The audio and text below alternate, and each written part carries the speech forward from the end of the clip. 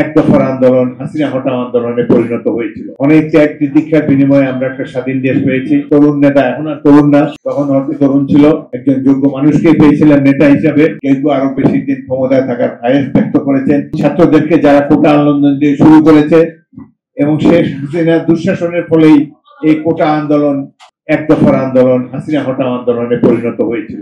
সেই এক দফার আন্দোলনে সারা জাতি অংশগ্রহণ করেছে, প্রত্যেকটি রাজনৈতিক দল অংশগ্রহণ করেছে। আমার পাশে বসে আছে তরুণ নেতা, এখন আর তরুণ না, তখন হয়তো তরুণ ছিল, জুনায়েদ সাকিব।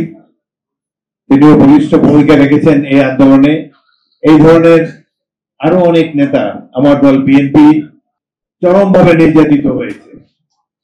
হাজার হাজার মানুষ বিএনপি কর্মী নিহত হয়েছে, গুম হয়েছে এবং বহু পরিবার নিঃস্ব হয়ে গিয়েছে উপার্জনক্ষম ব্যক্তিকে হারিয়ে। আমরা বহুবার জেলে গিয়েছি। আমাদের নেত্রী বেগম খালেদা জিয়া 7 বছর এক নাগারে কারাভোগ করেছেন মিথ্যা অভিযোগের কারণে, তাকে চিকিৎসা পর্যন্ত সেখানে দেওয়া হয়নি। এভাবে প্রত্যেকটি রাজনৈতিক দলের কর্মীরা একসময় এই এক দফার আন্দোলনে শরিক হয়েছিল, যেটি প্রথমত ছিল ছাত্রদের আন্দোলন, কোটা আন্দোলন। হাসিনার দুঃশাসনের ফলেই এটা দেশব্যাপী ছড়িয়ে পড়েছে সরকার হটাও আন্দোলনে, গণতন্ত্র প্রতিষ্ঠার আন্দোলনে। সেই আন্দোলনে বিজয় অর্জন করার জন্য আমি প্রত্যেকটি রাজনৈতিক দলের কর্মীকে এবং বিশেষ করে ছাত্র যুবকদেরকে আন্তরিক অভিনন্দন জানাচ্ছি। 8 তারিখে, গত বছর 8ই আগস্ট তারিখে তত্ত্বাবধায়ক সরকার প্রতিষ্ঠিত, একটি নিরপেক্ষ সরকার প্রতিষ্ঠিত হয়েছে, অন্তর্বর্তীকালীন সরকার। আমরা আশা করেছিলাম এই দেশের একজন জ্ঞানী, সারা পৃথিবীতে বহুল প্রচারিত নোবেল বিজয়ী প্রফেসর মোহাম্মদ ইউনূস, তিনি সরকার প্রধান হিসেবে দায়িত্ব গ্রহণ করেছেন। আমরা একজন যোগ্য মানুষকে পেয়েছিলেন নেতা হিসাবে। আশা করেছি যে তিনি জাতিকে গণতন্ত্র প্রতিষ্ঠার অভিষ্ট লক্ষ্যে নিয়ে যেতে পারবেন। কিন্তু কিছু কিছু ক্ষেত্রে আমরা ব্যর্থ হয়ে দেখেছি। প্রফেসর ইউনূস নিশ্চয়ই চেষ্টা করেছেন আন্তরিকভাবে, কিন্তু উপদেষ্টা পরিষদের কিছু কিছু সদস্য, তারা 2-4 দিন পরেই গদিটা যে নরম, এখানে আর ছাড়তে চান না, এই ধরনের মনোভাবের তারা শিকার হয়েছেন।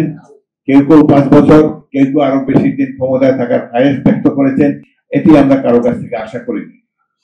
সংস্কার তারা করতে চেয়েছেন, খুব ভালো কথা।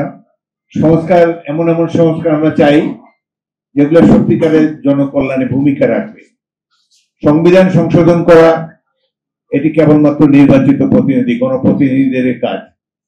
তারা নিশ্চয়ই রূপরেখা দিতে পারেন, কিন্তু এই সংস্কার সম্পর্কে, বিশেষ করে সংবিধানের সংস্কার সম্পর্কে গুরুত্বপূর্ণ ভূমিকা এবং কার্যকর ভূমিকা রাখবেন আগামী দিনে যারা জাতীয় সংসদে নির্বাচিত হয়ে আসবেন। একটি রাজনৈতিক দল, তারা আমাদের মিত্র ছিল অনেকদিন, কিন্তু নির্বাচনের আগে নানান ধরনের কথা তাদের কাছ থেকে শুনে আমরা অত্যন্ত আশ্চর্যান্বিত হচ্ছি। এই অন্তর্বর্তীকালীন সরকারের 2-1 জন উপদেষ্টা এবং 2-1টি রাজনৈতিক দলের কথায় আমরা বেদনার সাথে লক্ষ্য করেছি, যারা 1971-এর মহান মুক্তিযুদ্ধকে একটু পিছনে ঠেলে দিতে চায়। বাংলাদেশের মানুষ অত্যন্ত সহজ সরল। অতীতে সে পাকিস্তান আন্দোলন থেকে শুরু করে সর্বশেষ জুলাই আগস্টে গণ অভ্যুত্থান পর্যন্ত দীর্ঘ সময় কত অত্যাচারী শাসকের বিরুদ্ধে সাধারণ মানুষকে আন্দোলনে নামতে হয়েছে, কত প্রাণ অকালে ঝরে গিয়েছে। ভাষা আন্দোলন থেকে শুরু করে বিভিন্ন স্বৈরাচার বিরোধী আন্দোলনে বহু মানুষ জীবন দিয়েছে কি জন্যে? গণতন্ত্র প্রতিষ্ঠার জন্য। অক্লান্ত পরিশ্রমের ফলে বহু মানুষের ত্যাগ তিতিক্ষার বিনিময়ে আজকে আমাদের দেশে এই কিছুক্ষণের জন্য, অল্প কিছুদিনের জন্য আমরা কিছুটা বিরতি পেয়েছি, একটি শান্তির পরিবেশ আমরা পেয়েছি। 1971-এর মহান সংগ্রাম ছিল প্রথমবারের মতো বাঙালি জাতিকে স্বাধীনতার স্বাদ দেওয়া। অনেক ত্যাগ তিতিক্ষার বিনিময়ে আমরা একটা স্বাধীন দেশ পেয়েছি। কোন আন্দোলন বা সংগ্রামের সফলতার পর তার অনেক কৃতিত্বের দাবিদার অনেক পাওয়া যায়।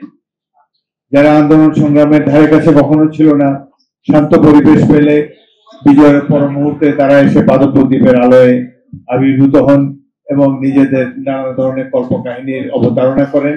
মনে হয় তিনি এই আন্দোলন সৃষ্টি করেছেন, জন্ম দিয়েছেন।